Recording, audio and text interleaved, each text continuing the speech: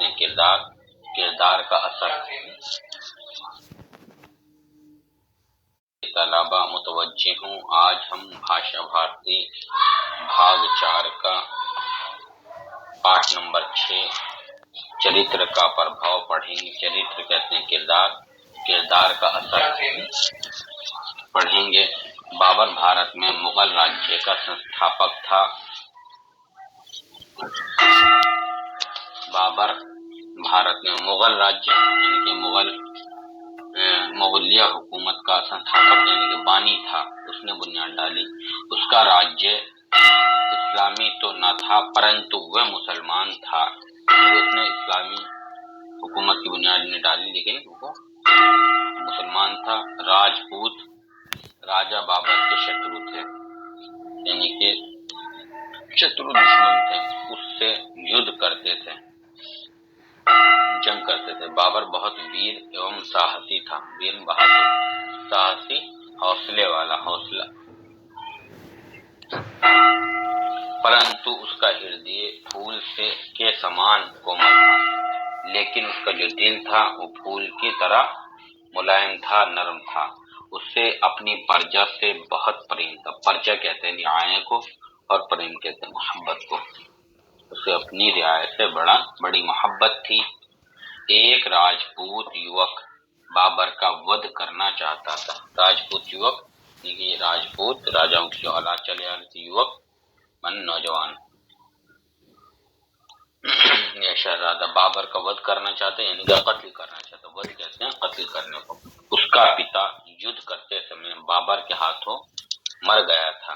York اپنے پتا کا بدلہ لینا چاہتا تھا، وہ بابر کو مارنے کی گھات میں لگا رہتا، گھات مطلب اس کی طاق میں لگا رہتا، لوگوں سے بھی برابر بابر کے وشے میں جانکاری پراپت کرتا رہتا تھا۔ وشے یعنی بابر کے سلسلے میں پراپت کرنا، حاصل کرنا۔ ایک دن وہ یوک قلعے کے سامنے ٹہل رہا تھا، اسی سمے قلعے کے اندر سے ایک ہاتھی بھاگتا ہوا باہر آیا۔ اس کے پیچھے درباری شور مچا رہے تھے، بھائیوں ہاتھی بگڑ گیا ہے، مارگ سے ہٹ جاؤ۔ مارگ راستے، سڑک کے کنارے ایک ہریجن بالک کھیل رہا تھا، اس کی ماں دور سڑک پر جھاڑو لگا رہی تھی، ہاتھی بچے کی اور بھاگ رہا تھا۔ بالک کی ماں یہ دیکھ کر چلائی، میرے بچے کو بچاؤ۔ یوک کو بچے پر دیا آ گئی، وہ اس کے اور بڑھا، پرنتو اچھوت بالک کو کیسے چھوئے یہ سوچ کر پیچھے ہٹ گیا۔ یدی وہ چاہتا تو بالک کو بچا سکتا تھا۔ ہاتھی بالک کے بہت نکٹ آ چکا تھا۔ نکٹ کہتے ہیں نزدیک اور قریب، نزدیک یا قریب۔ اس کا بچنا کٹھن تھا، کٹھن مشکل تھا۔ بالک کی ماں زور زور سے رونے لگی، چلانے لگی۔ اچانک ایک آدمی قلعے سے ہاتھ میں گدا لیے ہاتھی پر کودا، گدا ہاتھی کے مستشک پر پڑی، مستشک ماتھے پر، پیشانی پر۔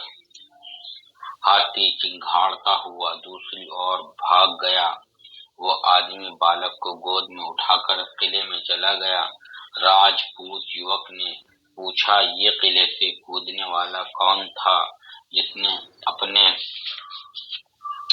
پرانوں کی چنتا کیے بنا ہریجن بچے کی جان بچائے؟ پران جانوں کی پرواہ کیے ہریجن بچے کی جان۔ کسی نے بتایا یہ بادشاہ بابر تھا۔ یوک پر اس گھٹنا کا بہت پربھاؤ ہوا، گھٹنا یعنی کہ اس واقعے کا بہت گہرا اثر ہوا۔ وہ سوچ میں پڑ گیا کہ میں تو اس بچے کو سرلتا سے بچا سکتا تھا، سرلتا آسانی سے بسہولت، پرنتو بادشاہ نے اپنی جان پر کھیل کر اس اچھوت بچے کو بچایا۔ یہ کاریہ میں نے سوئم کیوں نہیں کیا؟ یہ کام میں نے خود کیوں نہیں کیا؟ میں ایسے کرپالو دیاوان بادشاہ کو ماروں؟ کرپالو رحم کرنے والا، دیاوان مہربانی کرنے والے بادشاہ کو ماروں نہیں، میں یہ کاریہ نہیں کر سکتا۔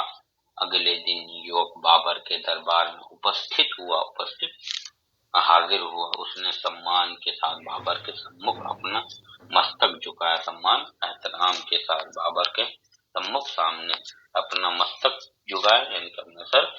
بابر نے اس سے آنے کو کا ادیشیہ پوچھا، ادیشیہ یوگ نے سب باتیں اسپشٹ کر دی، اسپشٹ واضح کر دی۔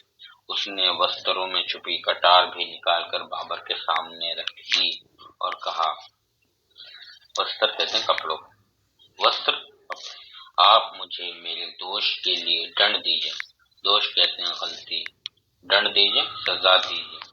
بابر نے یوک کو سینے سے لگا کر کہا، تم نے اپنا دوش سویکار کر لیا، دوش غلطی وہ مان لیے، میں اسلام کو مانتا ہوں، مسلمان ہوں، ہم مسلمان ایشور کے لیے شترتا اور اسی کے لیے مترتا کرتے ہیں، یعنی کہ ہم خدا کے لیے ہی ایک دشمنی کرتے ہیں اور خدا کے لیے ہی دوستی کرتے ہیں۔ یوک نے کہا، آپ کی ادارتا کے لیے میں بہت کرتگی ہوں، آپ کی ادارتا جو آپ نے رحم کیا ہے اور ہمدردی دکھائی، اس کے لیے میں بہت کرتگی ہوں، یعنی کہ بہت آپ کا احسان مند ہوں، آپ واستو میں مہان ہے، واستو حقیقت میں عظیم ہے۔ بابر نے راجپوت یوک سے خوش ہو کر اسے اپنی سیوا میں بھرتی کر لیا اور ایک تھیلی اسے دیتے ہوئے کہا کہ یہ تمہارا پرسکار ہے، پرسکار انعام ہے۔ آپ تمام طلبا